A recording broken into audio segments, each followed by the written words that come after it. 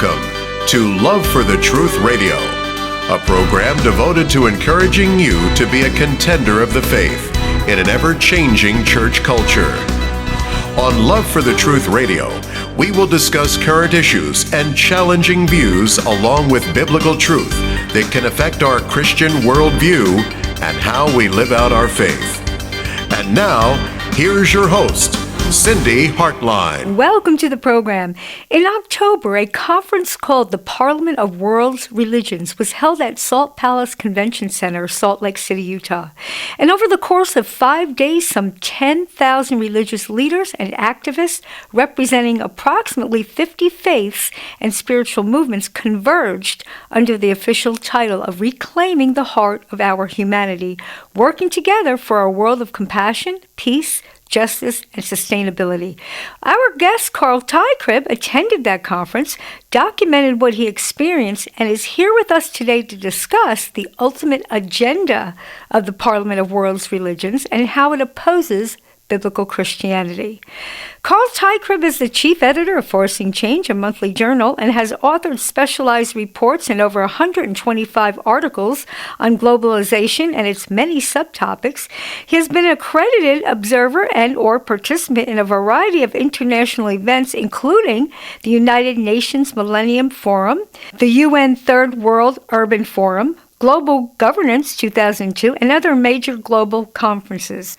Carl has held memberships in key organizations centering on foreign affairs, regional issues, security intelligence studies, macroeconomic concerns, and he has given lectures across North America and has been a guest on various radio talk shows and has received several distinctions, including an honorary doctorate. He is currently president of the World Systems Research Group and a senior fellow with the August Review. Welcome, Carl Teichrib. It's a pleasure to have you with us again on Love for the Truth Radio. Well, thank you. It's a pleasure to be back again. Carl, I'm going to jump right in here, and you attended the conference, the Parliament of World Religions, and I do want to paint a vivid picture for our audience as to what took place there. Let's get them started on that. Oh, wow. Well, you know something? Unless you were there and participating in just by observing everything, it's hard to grasp the size and the energy, the enthusiasm, the colors that you saw. This was a big deal, and there was a lot of people there who were fervent followers of the interfaith movement, real believers in this, and so there was a lot of energy and a lot of excitement. People were really keyed up for this event. In fact, I overheard one young man talk about how this was the highlight for his year, and he had been working for 6 months, looking forward to this point in time when he was able to put everything else aside and just come to the Parliament of World Religions.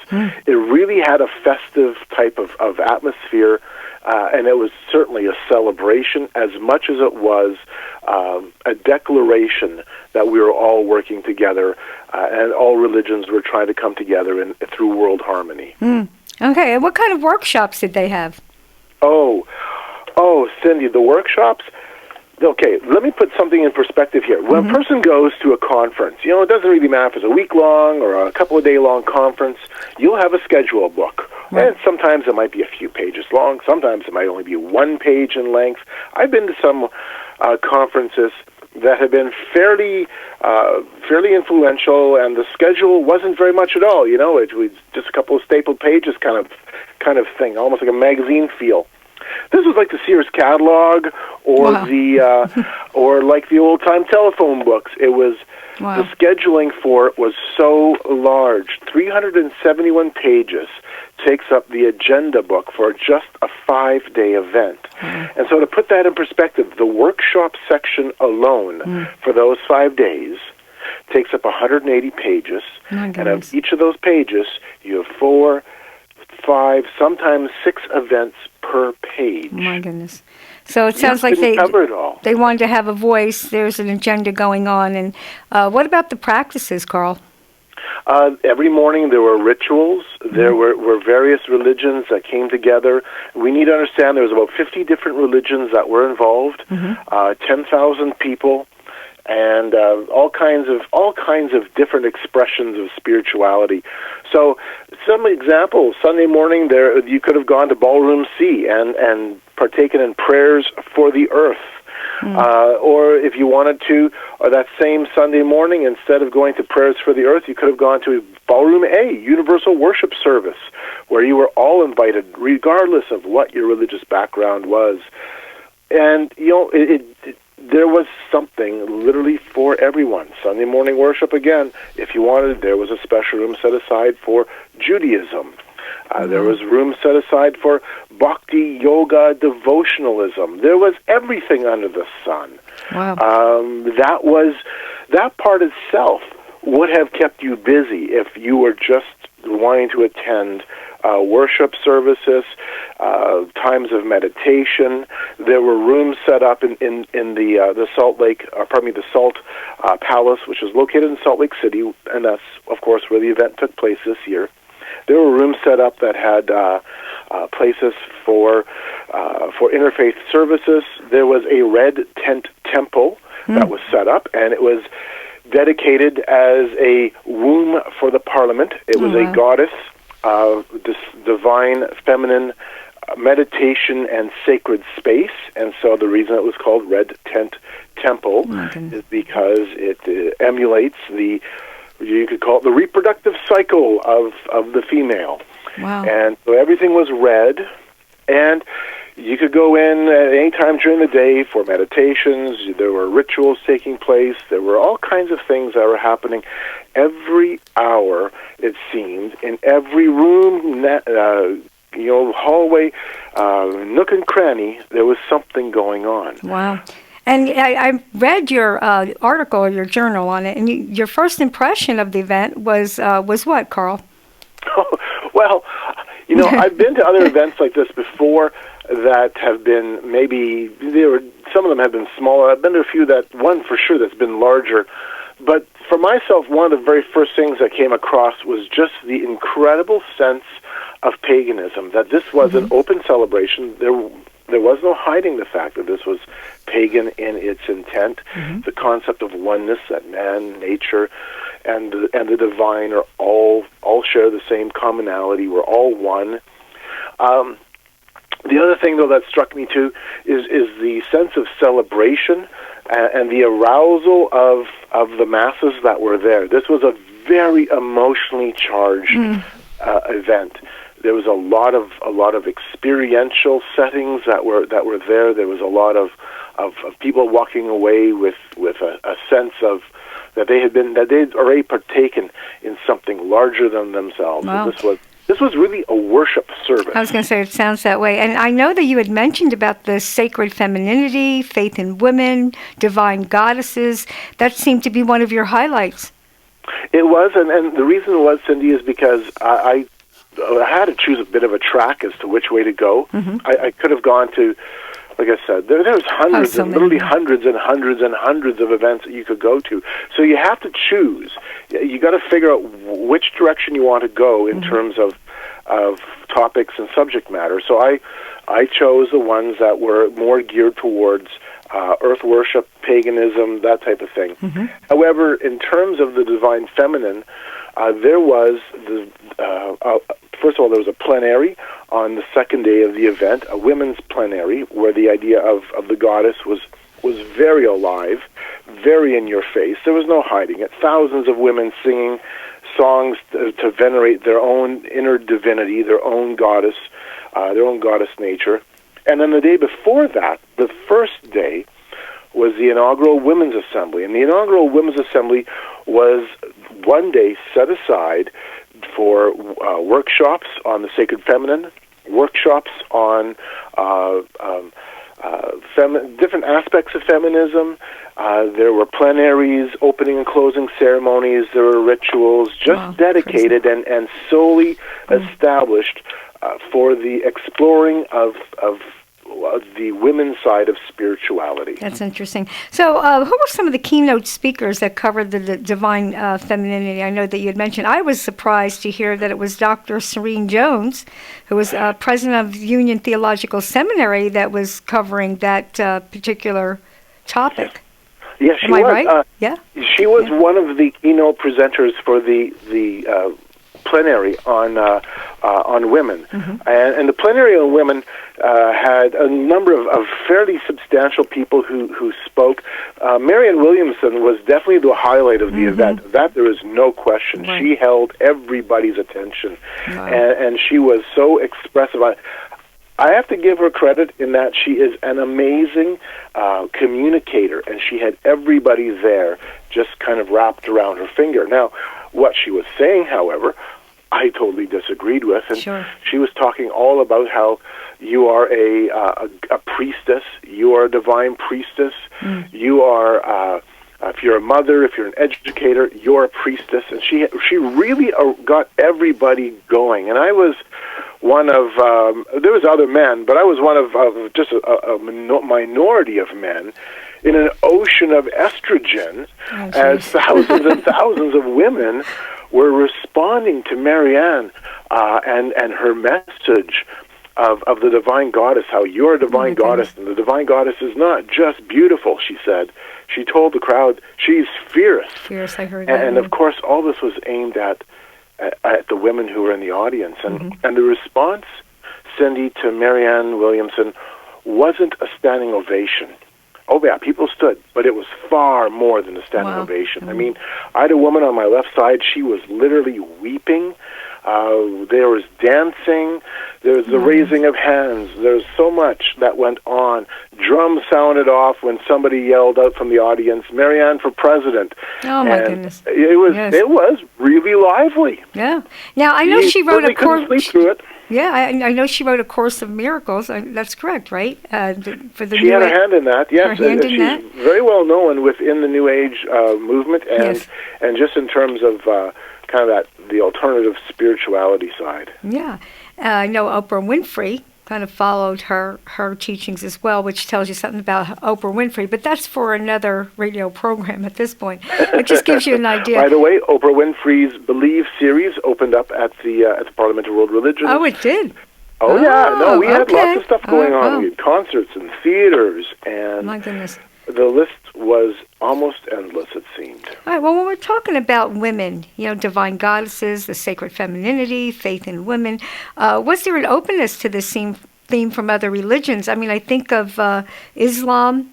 How did they accept, how did they tolerate this sort of thing? Or even Marianne Williamson speaking, or even Dr. Serene Jones speaking. How does that religion or tradition, let's call it, accept their thoughts? Yeah. Good question. The thing is, we did have a number of Muslim speakers in the women's plenary and during the women's assembly the day before the plenary.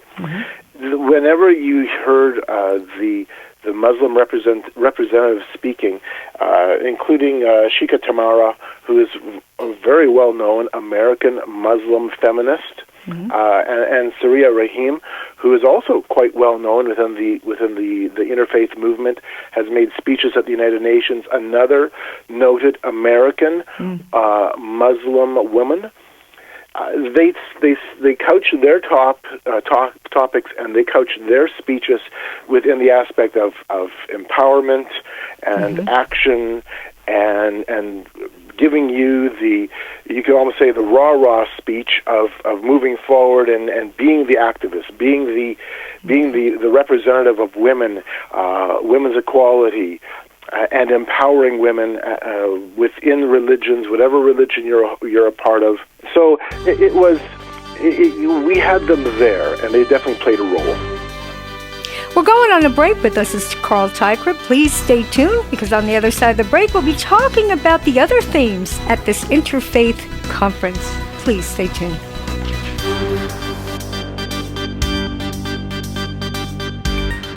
You're listening to Love for the Truth Radio. We'll be right back, so please stay tuned.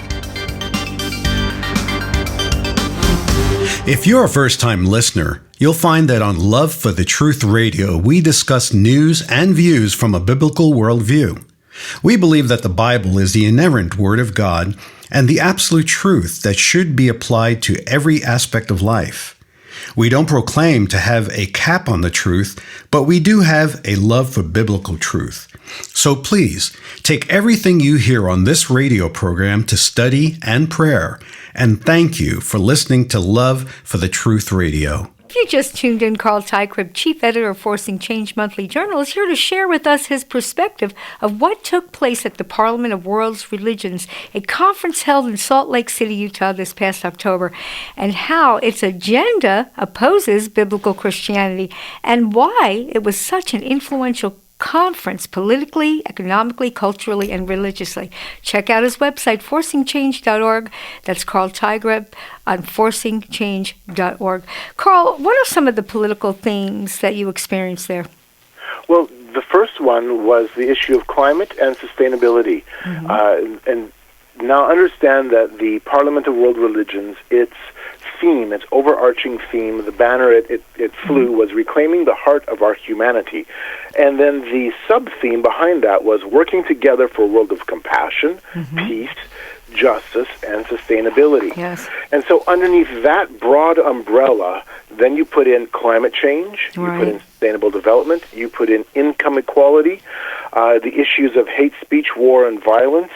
And so the ones I went to included income equality with Jim Wallace and climate change with Brian McLaren. And the climate change one was certainly, in terms of the political side, it had a strong emphasis on that topic because, of course, the Paris Climate Conference was coming on the heels of this event. And there was a recognition that what was being said and done at the Parliament of World Religions in terms of building support, building advocacy, working together, networking towards the adoption and the endorsement and support of the United Nations Paris climate talks was a part of why the Parliament was set up when it was, which is, of course, a month and a half before the actual United Nations event.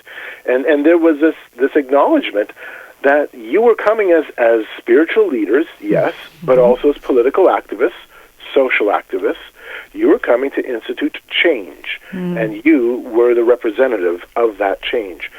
And there were workshops specifically on how to empower you as a supporter, a lobbyist, an activist, to endorse and help move forward the United Nations Climate Change Conference in Paris. How your voice can be better heard in the halls of government and in the halls of power, whether it's at the state or federal level. And so there was a political side to this that was unavoidable. I guess it's hard for me to wrap my brain around it, but how does Brian McLaren talk about climate change along with his theology? Like, where do you connect the dots in that? Well, that's a great question. I mean, come on, Brian McLaren. If Brian McLaren can speak about climate change, then anybody can speak about climate change, because he certainly isn't an expert on climatology. Right. You know? But again, this was a religious event. We did have a climatologist who was speaking, Catherine Hayhoe, who was a climatologist, a very pleasant young lady who was there to talk to us about global warming and man-made climate change. Now, I totally disagree with even the science on this, and there are climatologists who disagree with the hype and the propaganda and the message of global warming and climate change. That said, why would Brian McLaren be the one who would give a keynote presentation, I have no idea. along with Catherine Hayhoe, on climate change? Well, because his speech was about talking about creating a new story, ending the old story. And by old story, he referenced the story. He didn't say Genesis, but it was implied, and strongly implied. He referenced the old story as that story that told mankind that we had dominion over the earth, that we had dominion over creation, and it's time now to change that story and to give us a new narrative, a new story. And that's really why we were there. We were creating that new story by being there and pushing this forward. Wow, that's interesting. But he always has a new story, doesn't he? With a different angle, but a new story. New theology, Right. new story, new everything. And of course, climate change is, I mean, if you're a progressive left spokesperson, this is the mantra that you repeat That's right. ad nauseum over and over again. You know, you can't seem to get away from it. Brian McLaren, besides telling us that the old stories were destructive and harmful, he said a couple things that are kind of interesting. He opened his speech, by the way, by saying this: I don't know what comes first. Do I love creation because I love the Creator? Or do I love God because I can't help but love the fish and the trees and the birds and the mountains and the fresh air? I don't know which comes first. Wow. But I know that the two go inextricably together. Now, at that point right there, you're kind of going, where is your theology then? That's I right. mean, this is disturbing. You're really playing into the ideas that are being presented by the pagan groups around you. And so he talked about how the old stories were destroying the earth and how we needed to come up with a new story. And he couched it this way, Cindy. He couched it this way by saying, brothers and sisters, the earth is singing to us. The earth is crying to us. The earth is groaning to us. This fit with, again, that worldview that was infused from beginning to end at the Parliament, and that worldview was we are all one with nature, one with creation, one with the universe, the cosmos, with Mother Earth. You know, and so he didn't say anything that would have caused grief by anybody else. That's right. It was all very affirming. So, Carl, how do they connect the dots with the main focus themes like climate change, sustainability, to the divine goddess? The idea that we have our divine mother, that the earth is our mother, that she is alive, that she is groaning out to us. The aspect of activism was built around the notion that what you're doing is you are the hands of Mother Earth, you're the voice of Mother Earth. So what we do politically impacts Mother Earth, and you are her reflection. You are the one who is acting on her behalf. And so that's how you bridge the area of political activism with the worldview of paganism. Because that's really what that is. That is a paganistic worldview. Yeah, so we're starting to see how everything is connecting here. Who were some of the high-profile speakers that, caught your interest, and what was their focus and concerns? I mean, I know it goes all under the hierarchy of, what we had talked about before with sustainability, climate change, and all of that. But, who were some of the other high-profile speakers? Well, some of the other ones, Karina Gore, the daughter of Vice President Al Gore, was she was the moderator for the climate change plenary, which didn't really surprise me. She has a fairly substantial position at Union Theological Seminary. She's the director of the Center for Earth Ethics at Union Theological Seminary. Know that, yeah. So she was the moderator. Her father, Al Gore, sent a special personalized message. He couldn't be there in person, so he sent this message by video instead. The Dalai Lama of Tibet sent a message. The president of the World Bank sent a special message by video. One of the speakers in the climate plenary that really kind of struck me. It got me really kind of thinking in terms of the Islamic side, and that was Sheikh Salah Abdullah bin Hamid. And Abdullah bin Hamid is one of 11 imams at the Grand Mosque at Mecca. Wow. And the Grand Mosque at Mecca is it's the custodian mosque of Mecca, of the Kaaba, the big black stone that Muslims are supposed to go once in their life, pay a pilgrimage to, walk around the stone. And the Grand Mosque literally surrounds the Kaaba, surrounds the stone. Anyways, this is the seat of global Islam in many respects. And so here you had one of the leading imams, the former Chief of Justice of Saudi Arabia.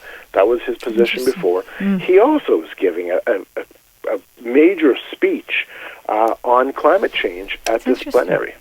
Yeah, I would never think that. Wow.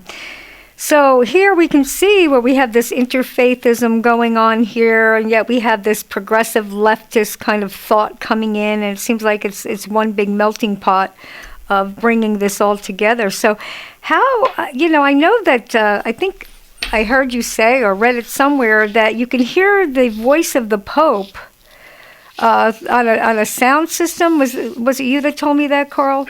Yes.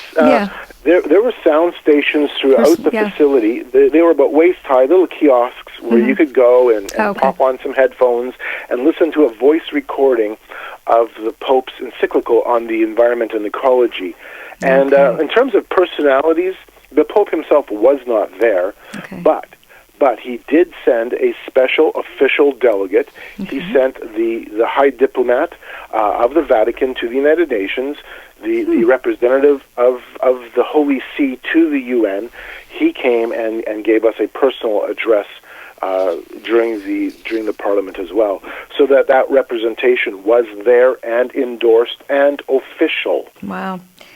Yeah, you know what? It just is amazing. Even though there was 10,000 religious leaders there, it doesn't seem like a very big number, but it certainly is very influential because of the high-profile people that are there, and those that are very influential that have attended and are in agreement with this kind of thought.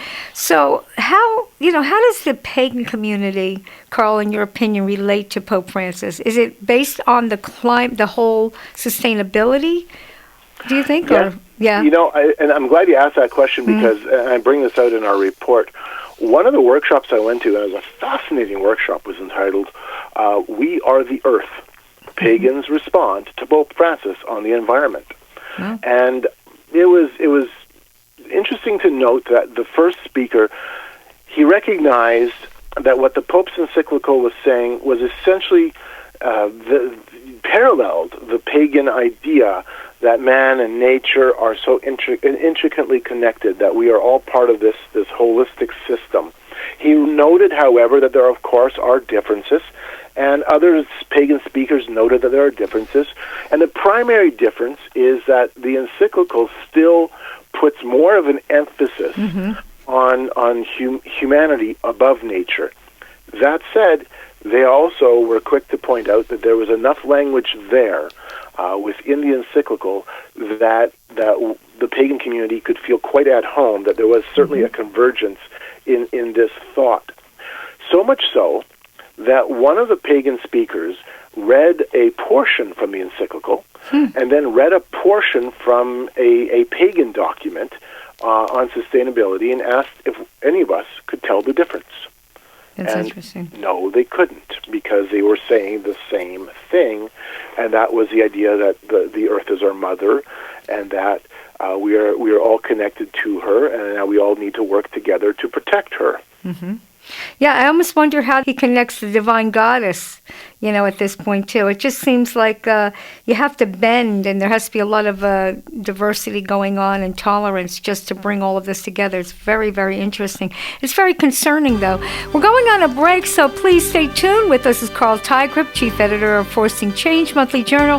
He's here to share with us his perspective of what took place at the Parliament of World's Religions, a conference that was held in Salt Lake City this past October. Please stay tuned. You don't want to miss it. Many would agree that we are living in unprecedented times. Grave immorality is on the rise, as in the days of Noah and Sodom and Gomorrah. There are wars and rumors of wars as nations rise against nations. Prophecy is being fulfilled as the birth pangs become quicker and harder. These are the signs of the return of Jesus Christ. There is one sign often left untaught. Jesus also told the disciples in the Olivet Discourse to take heed that no man deceive you. This warning applies to us too. Deception has infiltrated the churches through many false teachings and movements, making apostasy paramount. As contenders of the faith, we do our best to research and discuss these false teachings for you, the listener. Thank you for having a love for the truth. If you just tuned in, Carl Teichrib, Chief Editor of Force and Change, has been an accredited observer and or a participant in a variety of international events, including the United Nations Millennium Forum, the UN Third World Urban Forum, Global Governance 2002, and other major global conferences. Carl attended the Parliament of the World's Religions and has much to report on its agenda. There were only a few so-called Christian evangelicals. I believe the emergent church leader Brian McLaren, of course we talked about him before, was one of the keynote speakers, as well as Jim Wallace, and this is what we want to talk about here in this segment, Carl. So in a biblical perspective, we did talk a little bit of Brian McLaren, just so you know, audience, that he is an emergent church leader, Brian McLaren. We talked about him many times on this show. But, what was his... he always has a new story, and we did talk about that. But he also talks about a paradigm shift. Why don't we explain that shift? What's going on in the emergent church right now as it's connecting, at least in your thoughts or your perspective, as it's connecting to this interfaithism or this leftism, this liberalism? Well, what I see with Brian McLaren is that he's one of those people that represents this shift over from accepting the traditional orthodox biblical view to accepting and embracing a new planetary paradigm. He represents to the world what Christianity should try to become, not what we should become biblically, but what we should become in terms of acceptance by the globe, by the world. And he speaks, of course, always of a new change. We have to have a new story. We're building a new narrative. In fact, I have his book in front of me right now. Everything Must Change. Yes. Jesus, Global Crisis, and Revolution of Hope. This book's a few years old already. But what I find fascinating is that the change he is presenting, the solutions that he's giving, are the same kind of solutions that would fit with the Parliament of World Religions, and that is we need some type of global civil society. We need some form of global economic system that would replace capitalism.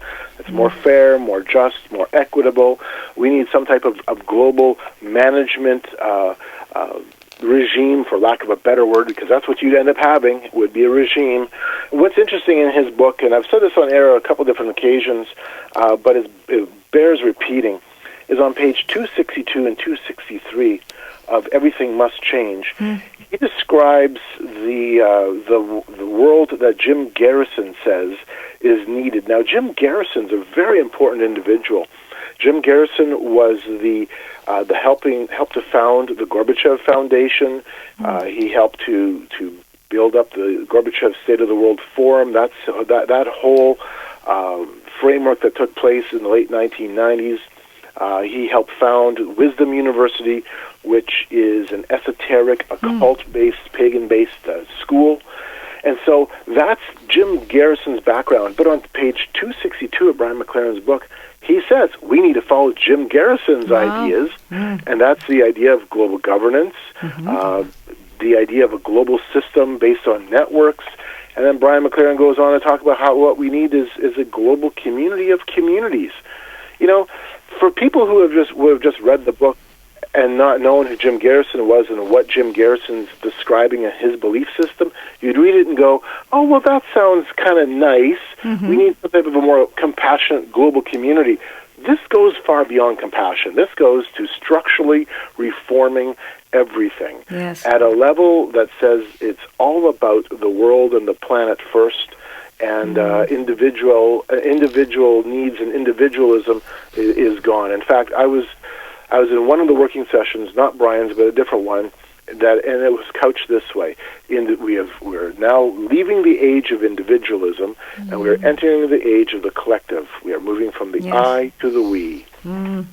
Yeah, and I've heard you said that before, and we're also worshiping the creature more than the creator. That's what we've succumbed to. Did you get a chance to hear Jim Wallace? Yes, Carl? I did. You did. Yeah. What was his focus? He spoke about income inequality, the need to be more compassionate, the need to be more caring. He spoke right beside with Michael Beckwith, who is a New Thought minister, and the New Thought movement is kind of just New Age, revamped and kind of energized up to a higher level. So, I mean, he was right in good company that way. They were They were side by side in that way. The thing that Jim Garrison spoke about is the same kind of thing that Brian McLaren is speaking to, and the others, and that is simply this, that it could be man's hands that save us. Mm-hmm. That's really what this boils down to, the bottom line. It says man's hands that save us. We save ourselves. Mm-hmm. We put new structures in place. We frame ourselves a new story. We create systems of global governance. We create systems of global communities of communities. We do all of this. We work for social justice. We work to change the patterns of everything. And in the process, we're going to be the ones that become the saviors for the earth. Yes. That's sometimes it's just implied, and then sometimes it is so in your face that it is all about us being the ones who save the planet. We're the ones who have to be the messiahs for our planetary system. Mm-hmm. Yeah, I mean, it's the same thing back to Genesis 3. You know, we will become as little gods, and that's what I think exactly where these guys are headed. Their perspectives create a scenario for global unity and oneness, and that's where we see the one world faith coming together, the one world order. Right. I was Jim reading... Garrison talked about the common good, how we're all working for this common global good. I mean, that's where our focus now has to lie as Christians. It's no longer on the gospel. It's no longer on personal salvation, the issue of sin. We move we move past that, and what we do is we actually move into a new gospel that centers on look what man can do. It reminds me of the Tower of Babel.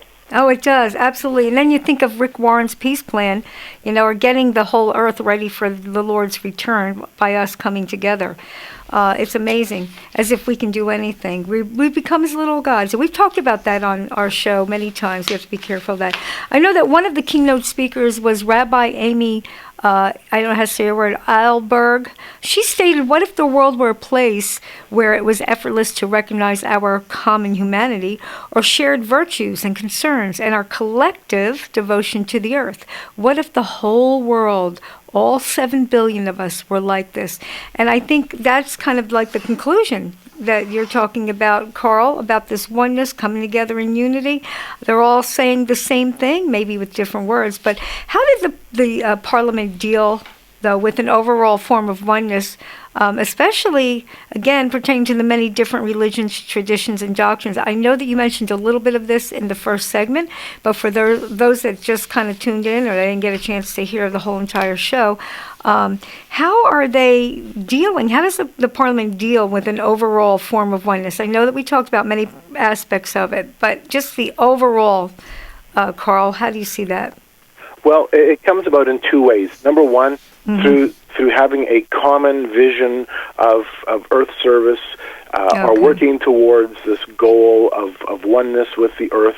And that's where you see the political side of it, more so than anything else, where you see we're now working as one for these political goals regarding climate change or income inequality. We have a common enemy, or even better way of saying it, a common goal we're working now towards. We can all do that in our own unique ways, and we work as one in that regard. But there's a level there also that's much, much deeper, and that came through on many occasions, and it's a recognition that essentially we all share the same substance, that man, nature, and the divine, we all partake of the same element. How now do you deal with religions that are in conflict with one another? Exactly right. That still doesn't quite fit when religions and can have doctrines and dogmas that are antithetical, that are opposed to each other, rituals that are totally different. That's right. Theologies and teachings that are totally different. Well, that's my big question. How do we right, and that's really the underlying. This is where oneness has to come about. Not so much the politics and the actions and the activism. That's there. That's all part of it. But really what it boils down to is the understanding that at the experiential level, we are all one. And so I went to a workshop specifically designed to ask the question, are we all one? Really, are we all one? That's a good question. And how in the world do we recognize this? And for myself, it was one of the more important workshops just because it forced us to think through this question of all of us being one. And so the moderator explained to us, first of all, the moderator told us that what we need to do is every one of us close our eyes, and this is a big room, a big ballroom full of people. We only need to close our eyes and go back to that place in our religious tradition, that moment in our own religious belief where we, as individuals, found, kind of had that aha moment. We found the meaning of our spirituality, that place that changed us. Right. And we had to meditate on that for a while. And then when that was done, he said, now, just shout out a one word or a one sentence description of that experience, and use common language. Don't use the language of your religion, but just common language. Yes. And so everybody was shouting out different things: love, communion, peace, joy, transcendence. And when it was all done, and I mean, hands that went up around across the audience as people were responding to this. When it was all done, he said, that's exactly where oneness comes in. He says, this is it. It is where we've experienced this. It's no longer just at the point of our knowledge of oneness. We've all experienced the same thing, regardless if you are a Christian or a Buddhist or a pagan or a Muslim or whatever it is you are, a Sikh. You've all had the same experience. And that experience now is what we build on, recognizing that experience speaks to this idea, this feeling. And that's what it is. It's a feeling of oneness, connection, wholeness, acceptance, that you are a part of something larger and more divine. And you know what, Carl, that word experience is exactly what we are experiencing in our church culture right now. A lot of people are using that word. Well, I experience God in this manner, or, that no one can take this away from me because I experienced His presence. I experienced something. So it seems like we're being very emotional. Everything's based on feelings. As far as I'm concerned, I think we're being fleshed out. Calling it fleshed out. We're following the deeds of the flesh here, and it's the exact same thing that happened in the Garden of Eden. You look at Genesis 3. What did Eve say? It was pleasant to the eyes, good to the taste, to make one wise. And here we go. We're going right back to Eden here, and it's, as I remember, I had John Haller on the program not too long ago. He's very troubling that we just don't get it. And it is. It's troubling that we don't get it. So, what we see happening here, folks, is this one world faith coming together, and this new world order is, the stage is being set for it. We're on our way. And we're pressing on very quickly, too. So stay tuned. We'll be back for our segment 4 on Oneness with Carl Teichrib. You're listening to Love for the Truth Radio. We'll be right back, so please stay tuned.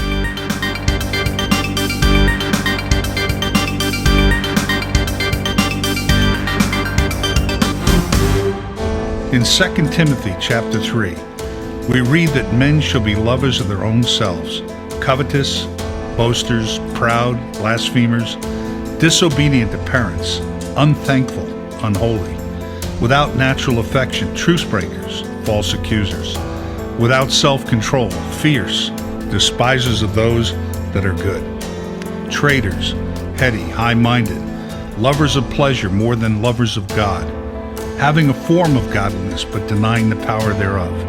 From such turn away. They will be ever learning and never able to come to the knowledge of the truth. Thank you for having a love for the truth. Welcome back. We've had a wonderful conversation with Carl Teichrib, Chief Editor of the monthly journal Forcing Change. That's forcingchange.org, forcingchange.org. You can get in touch with Carl Teichrib that way, and we'll tell you a little bit later on of how you can contact him personally. Carl, I read the following conclusion in your journal, one of the Parliament of the World's Religions, and I don't know if this is what you were talking about, but I'd like to read it. It says, although the official motto of the Parliament was reclaiming the heart of our humanity, the overarching message was oneness. Humanity, nature, divinity all share the same essence. We are one, was the repetitious reminder. In fact, if we turn the motto into a question, how do we reclaim the heart of humanity? The answer is this: act as one. If we seek to know what it means to be fully human with our collective hearts united and acting as one, the conclusion looks like this: to be as God. And, isn't that amazing, Carl? Why don't you elaborate a little bit more on that statement? Sure. I wrote that because it was a direct reflection of what we were told by the moderator for that workshop I attended, asking the question, are we one? And the moderator, as I explained before the break, had us go through this exercise where we realized that all of our common feelings of spiritual exuberance demonstrates that we really are all one. There's no real distinctions. You can put away your dogmas. You can put away your theology. You can put away your traditions that separate and divide, because here, at the feeling level, you have all had this experience. But this is what he told us, and I think this is remarkable, and this is why I wrote what I wrote. He said this: I am you, you are me. It is at that level of unification and oneness that we wanted to address this morning, because we thought it is the most fundamental level of unity, the most fundamental level of oneness. And it's not to be found just in reasoning or in dialogue. It's to be found in the direct experience of that reality within ourselves. And then he went on to say this: to see the divinity in other people, that's a wonderful thing. And then he expanded by going into something deeper than that, so demonstrating it's not just simply knowing it, it's experiencing it, it's feeling it. He said this: it is on the level of direct experience where you perceive the divinity in ourselves and in other people, and not just think about it, that true oneness is to be found. And this is not just an intellectual construct, but there's practical reality, because it's in transcending that usual source of identity and identification that we awaken to the divinity within ourselves, that spiritual transformation takes place, and transformational consciousness takes place, and the opening of the human heart takes place. So that acting from compassion and acting from care and concern for others and the planet does not have to be an effort, because we see the divinity in all things. So, how do we express oneness ultimately? What does it boil down to? That inner divinity within ourselves that we perceive, we feel, we experience. It's not just something we acknowledge intellectually. It is something that we grasp hold of emotionally as well as spiritually. Yeah, and I think what we need to talk about here is, and I know that I didn't ask you this prior to the show, but what is the difference between that and the oneness in Christ? When we look at John 17, everyone wants to become one. I mean, when we think about heaven, we think about a place where it's like utopia. Everybody's one. We're spiritually connected. We've all made it to the same place. There's just nothing but love. There's no sadness. There's no tears. It just seems like we're trying to get to that place here, through this kind of mindset. And this mindset, this feeling kind of level, becomes a religion in and of itself. It's a way of thinking, and therefore it becomes a religion. If we can just get to that place together. And Carl, today, I hear a lot of people saying, gee, I want the fellowship, I miss community. We don't have community like we used to have back in the day. People are trying to look for that community, even in church. They can't seem to find it. People have busy lives.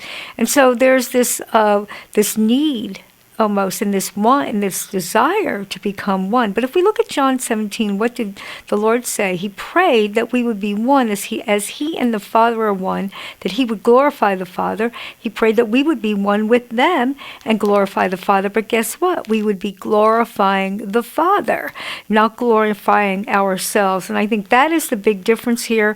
If we want to make a very simple way of thinking through this, is that we worship God the Father through his Son, Jesus Christ. He's our Lord. We follow his ways, his statutes, his commandments. And that's how we tell him that we love him, by obedience. And what we see here, folks, is that there's a mindset on loving each other, glorifying one another, finding ourselves in one another, I and you, you and me. So we see that the enemy, the counterfeit, is taking the same exact concept but bringing it to a human level. And this is what we have to see here. Right. It's so important that we recognize that the biblical concept of oneness isn't that we now are identical to our Maker. We are not God. No. In fact, that was the problem all the way along. It's reconciliation that takes place within Christianity, the reconciliation between us who in our pride claim to be as God. We claim to take the same position as our Maker, and of course that's where the division takes place. That's where we find ourselves now separate from that, because we have gone against what the true author of life would will and want for us. And so when we've sinned, and because that's really the bottom line of sin, when we do something opposite of what God wants, when we sin like that, we've created that division, that separation. That's right. Christ is the one that brings that unity back, but it is not a unity where we are now a facsimile of the Heavenly Father. We're not God. No. We don't hold His office or His position at all, but we are brought back into that beautiful relationship where it's supposed to be. You know, Cindy, I have concerns when I hear Christians say, and I've heard this, I've heard it with my own ears, I know people in your audience have heard it with themselves as well, where Christians have come out of a worship service and said, I could feel God, God was really moving, the Spirit was here, the presence was here. I really sometimes have to wonder, is that really the case? Absolutely, yeah. Or are you just saying, or did you just have an experience, a feeling that really is no different than a feeling that you would get, let's say, on a rave floor, or you are somehow involved in a movement like the Parliament of World Religions? If I had wanted to let myself go and get swept up in the movement, the emotion, the experience of the Parliament, and just allowed myself to cheer and to be a part of it, to sing out the way the people around me were singing out, to throw my emotion into it, I could have walked away and said, I feel like God was moving, and I felt like one. That's very interesting, Carl. And you know, we do hear a lot of that today, that God told me, or this, I felt God, I felt His presence, He was with us. But you know what, a lot of times it's not in accordance with the witness of the Holy Spirit through God's Word, you know, and that's, we have to look at the witness of God's Word. What does the Bible say about what that person has experienced? It always has to line up, because the Holy Spirit will bear witness to what the Word says. And you're absolutely right. We do see a lot of that, and we can see where it's actually connecting even more, you know, as far as that experience or that feeling that's going on. This doesn't discount the feelings and emotions. It doesn't discount our emotions. Right. But what we have to remember is our experiences and our emotion do not drive our theology. No, they don't. It's most of it's our obedience to what the Lord requires of us, and not in works. I'm not saying in works, but you know, we're saved by grace, but just in our obedience in that relationship towards Him out of love. So now, what we're seeing, Carl, you know, this Parliament conference is very influential to our culture. You know, we can see where it's being a voice to these high-profile people that will go out into their communities, into their religions or whatever, and bring the same kind of religious mindset. So, in your opinion, why is it so influential to our cultural church and societies? Well, number one, this is what drives religious culture. Events like this are the, you could call it the springboard or the diving board upon which the change comes into the greater part of our society. It's not the church, it's not the Christian community that's driving culture and society anymore. It's events like this. These events now can be upheld as examples to the rest of the world. They can be upheld in the halls of politics, and it happens. I've seen it. It happens over and over again, where events like this are hailed as great models of how the world could be and should be. That's right. And so it has an enormous amount of cultural, social, and religious influence. Yes, it does. And this is why we sometimes in the Christian community, we just seem to go, well, where did this all come from? Like, how is the change taking place so rapidly? As if somehow, you know, we went to bed on Monday night or Sunday evening, and Monday morning we woke up and it all just somehow changed on its own. No, there's people and organizations and momentum and influence. And that's what events like this represent. Yes, it does. Why don't we talk about the petition for the establishment of the religious arm of the United Nations just briefly, because there is an agenda going on here, and Right. let's talk about that. Again, some of the importance for events like this is they become seed beds for bigger ideas and other ideas.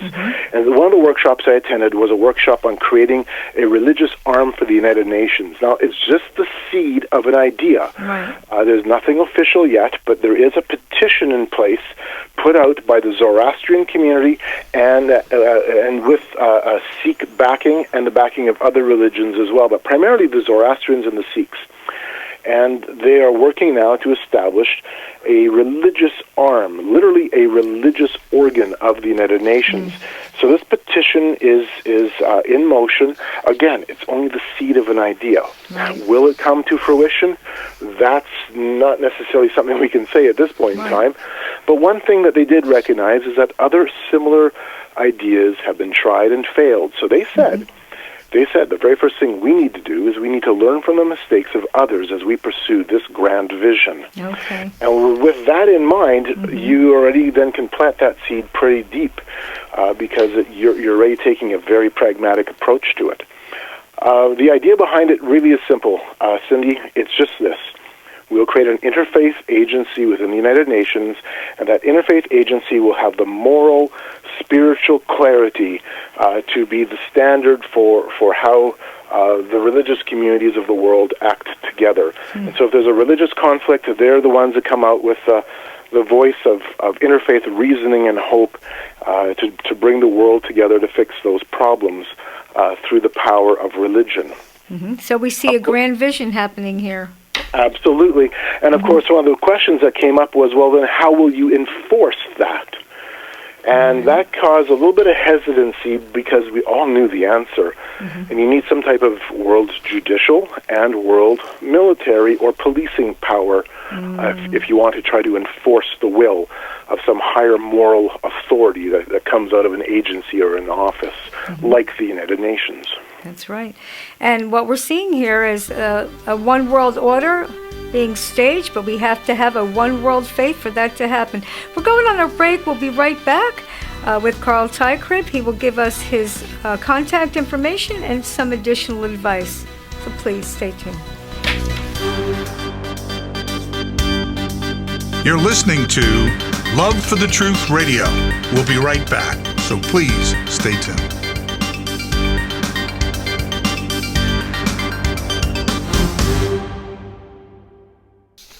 Welcome back. I'm Cindy Hartline, your host for Love for the Truth Radio Philadelphia.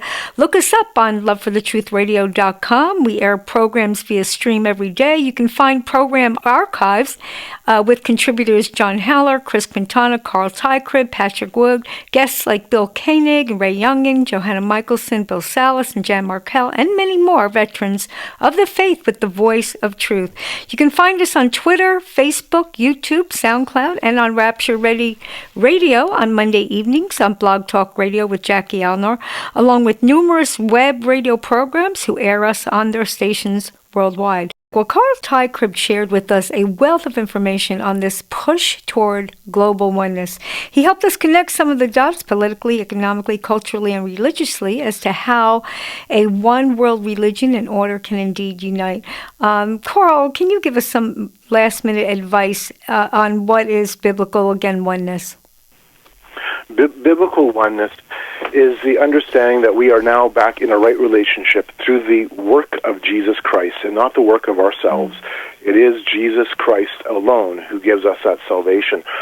And this is also the recognition that we are not God. Nature is not God. God himself is God. He is exalted, holy, and beyond us. But it is through his love and grace to us that we can have that reconciliation. And so we need to keep that in mind as the world is giving us an exact opposite message. That's what the Parliament of World Religions ultimately does. And how about your contact information, Carl? Can someone get in touch with you personally? Absolutely. Okay. You can find us on Facebook, and you can also follow us on Twitter. We have our website, forcingchange.org. We're in a bit of a transition period at this point, but the website is one good way to still connect with us. So follow us and look us up on the web. Okay, well, thank you, Carl. It's been wonderful having you again on Love for the Truth Radio. We appreciate you. We just ask that you be blessed, your family, your ministry, and God bless you, listeners. We'll see you next week.